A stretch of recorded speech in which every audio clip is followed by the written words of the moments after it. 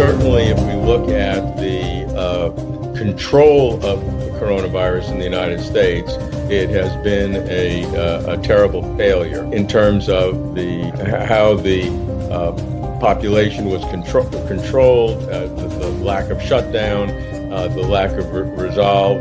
I mean, there's no question that that's the case. In terms of the effectiveness that China has done in controlling the coronavirus, that's also unquestionably successful. And we also had a government that takes a very hands-off approach to federal government involvement in things like health. And so that combination, plus American desire to not interrupt their normal lives, led to this outcome. We're learning a lot of lessons.